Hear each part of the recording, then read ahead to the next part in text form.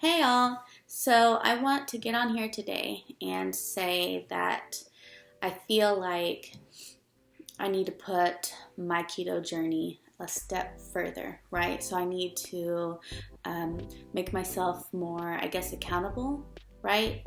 I'm doing good. I haven't fell off the wagon or anything like that, but I want to make this so that I'm holding myself accountable for continuing to be on the right journey. I want to put this out there in case some people are watching other people's videos and they're not really elaborating on the things that are helping them be successful, right? So one of the things that I've sat here and done, I made a list of things that make keto work for me. And of course I'm gonna, I don't want to just be looking and reading off of it and everything, but if you'll bear with me, I'd like to share it with you guys. And if you do things differently, that's awesome, right? But these are things that I found that are working for me thus far, and there's a good chance that it'll change as I keep going, right? So, as far as coffee goes, coffee is a big thing for me. It used to not be, but I found that because, and I've never really been big into breakfast as an adult, but having the coffee, especially when I make it a bulletproof coffee, it kind of fills me up and helps me last until lunchtime and sometimes further, right? It depends if I'm fasting. So Himalayan pink salt. Now, for me, I can tell a big difference between when I use it and regular table salt, right? To me, it helps not only, I would say electrolytes, it just makes sure that my body's working like it should, right? And you can tell. When you first start, you can't. But like one time I couldn't find my pink Himalayan salt. Turned out it was in the back of the cupboard. That's another story. Anyways, I went a week without it. And I ate the same foods, but everything felt different, So, and when I found it and I started using it again, I could tell. So, not a scientist about it. And I should reiterate, I am not a health professional. I'm doing what I've researched. I'm doing what feels right for my body. I'm changing things as I go. You need to either speak with your doctor, health professional, do your own research, listen to your own body, right? I'm just sharing what I'm doing. So MCT oil. Butter, right? Kerrygold is a good butter, but also another butter that I like to use is, I believe it's called Danish Creamery, and it's got virgin coconut oil in it, I believe, but that's a big one for me. And I like to use sweet leaf drops. So for me, vanilla cream is my favorite, and sometimes I'll use like a third of the dropper, and sometimes I'll put a little bit more or less. I mean, for me, it's just depending on what I'm feeling for that day. Another one that I use for my coffee that it's not every day, but if I'm feeling particularly fancy, or I need to pretend that I'm having something naughty, I will do sugar-free whipped topping, the great value type, and that's usually all put into one bulletproof coffee. And I know it seems like a lot. When I first started keto, I had a hard time drinking it, right? Because who's ever been taught that you need to be having butter in liquid form? I mean, you don't use a lot. I use between a teaspoon and a teaspoon and a half, depends. But when I first started, it was rough, but now I really enjoy it. Let's talk about sweets. I'm not perfect. I will probably never be that person that can just get rid of sweets or anything like that in my life. And frankly, I don't want to. I still want to live, right? And I guess it's unfortunate that I equate living with having sweets. But there are things out there that you can have in moderation that can seamlessly transition into this diet, right? So, Lily's chocolate chips. Sometimes I'll get, I think it's the milk chocolate style that's at Walmart, and I want to say it has 0 grams of carbohydrates. But sometimes I'll put a couple in my coffee, or sometimes I don't even remember the last time I did, but if I see people having a dessert and I get that feeling that I need something, then I will get like maybe 30 tops, right? And they're not, when you think of them, they have a different taste, right? Like, you know, you're not eating Hershey's chocolate, or what's that brand of chocolate? Nestle, right? It's a completely different taste, but you know, it almost feels indulgent, right? Something else of Lily's is their chocolate bars, and I do like those. You still have to be cautious, right, when you're looking at the labels, the macros, right? So don't forget that when you see the carbs listed at the top, you need to see if there's any dietary fiber, if there's any sugar alcohols or erythritol, anything like that. And then after you minus everything from the carbs at the top, the carbs that you would come with, or that you would get the total, that's how many carbs would be in each serving, right? So you have to look at excuse me, the door is making noise. It's windy, I guess. So, you know, still look at the carbs. Don't think just because it has erythritol or sugar alcohols and things like that you're fine, because it doesn't always turn out that way. The other type of sweets that I'll get occasionally is Smart Sweets, and they're, I think, for a bag, I think it's like 7 grams of carbs, and it is a lot, right? So you have to kind of weigh, what am I eating for the day? Is it really worth it? And I mean, you know, if you're gonna have something sweet anyways, right, make the choice to do something that's better, you know, for yourself. And then the last thing, I haven't tried them yet, but I've seen others do it, and I looked at prices, and they are cheaper than both the Lily's brand and the Smart Sweets. It's Stouffer's, that's made with stevia, and I'm pretty interested to try that. So, you know, I guess that's something that I will say is when you look at Lily's chocolate bars, right? One, not every store carries them. Walmart doesn't carry the chocolate bars and the Smart Sweets. So they're not an arm and a leg, but they're certainly not as cheap as something that you would get that has nothing to do with the keto lifestyle, right?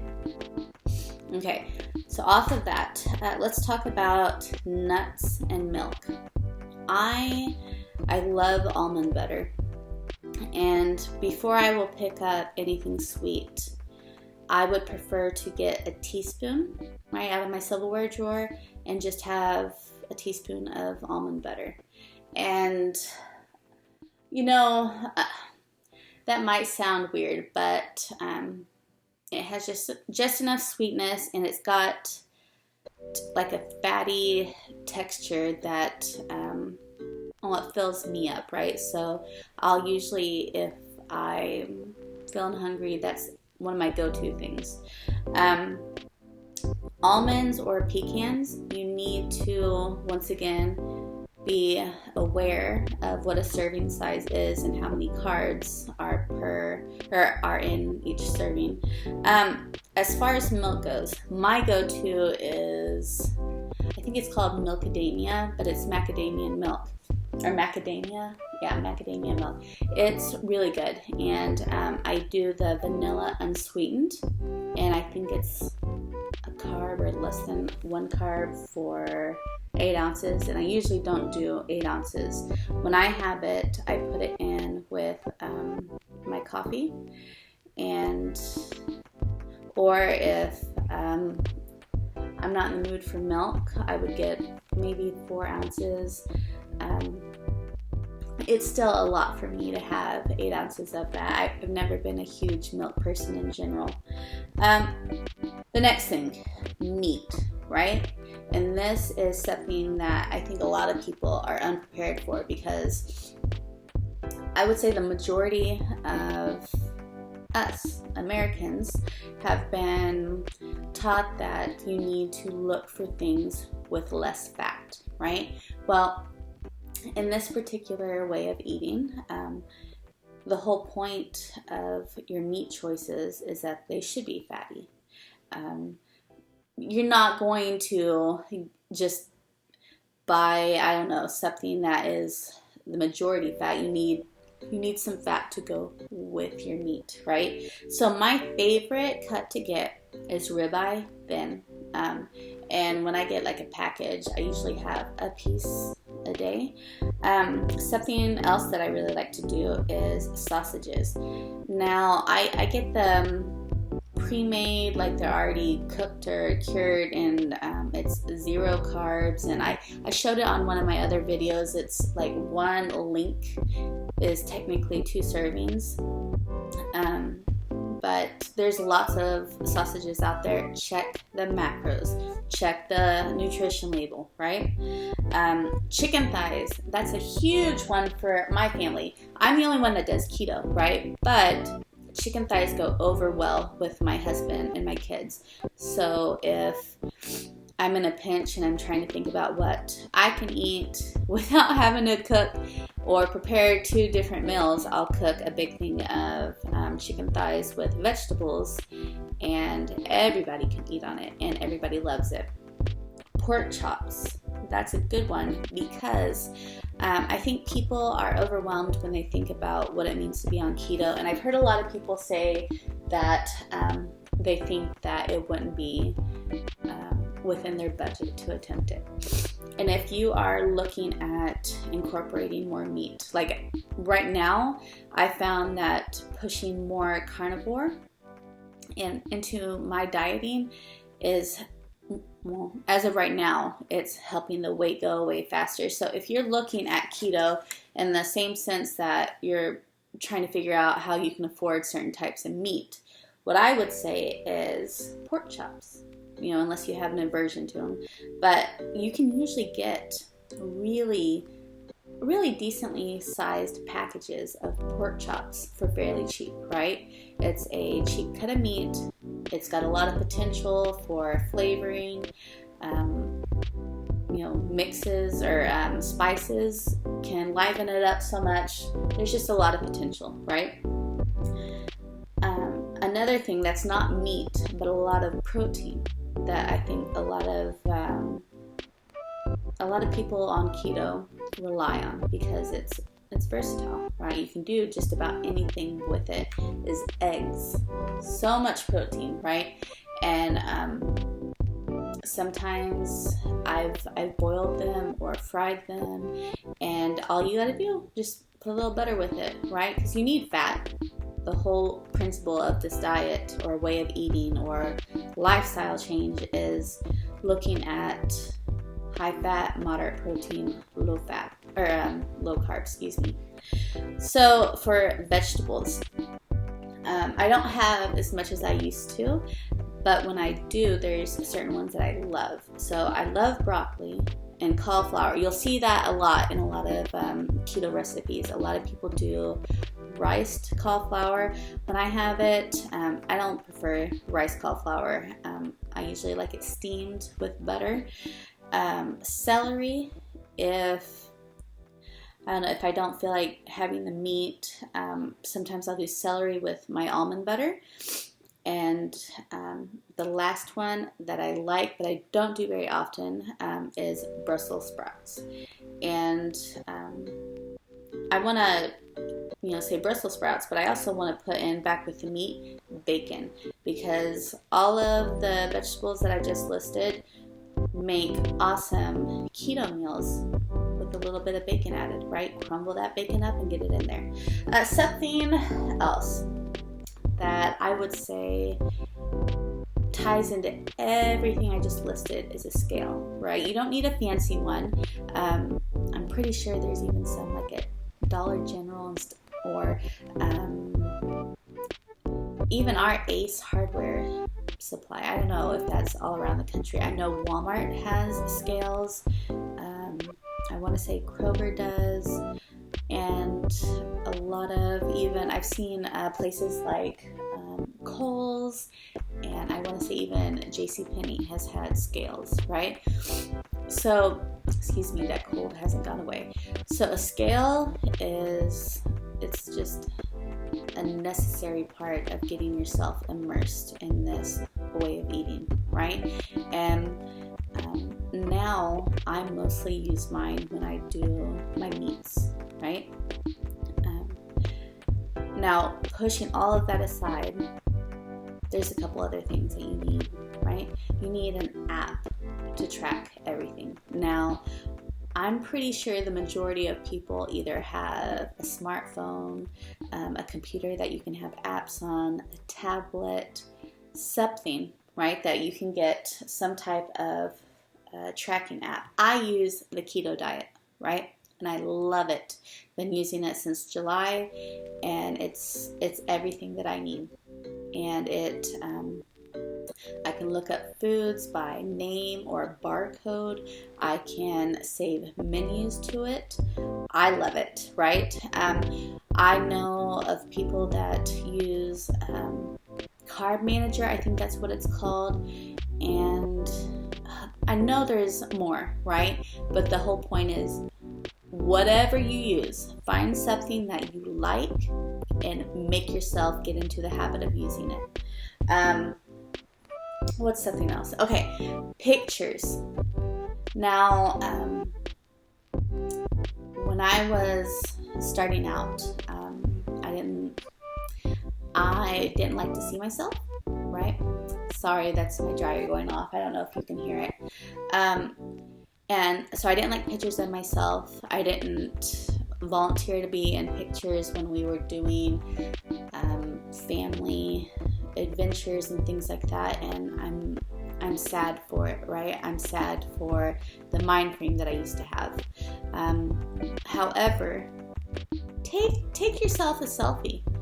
You know, I can say that as I've been on my journey, I can tell my face has thinned out. Of course, the best thing is when your clothes that maybe they were snug, right? Maybe you noticed that you needed to go up a size. Well, all of a sudden, they're loose. Maybe your britches are falling down. Maybe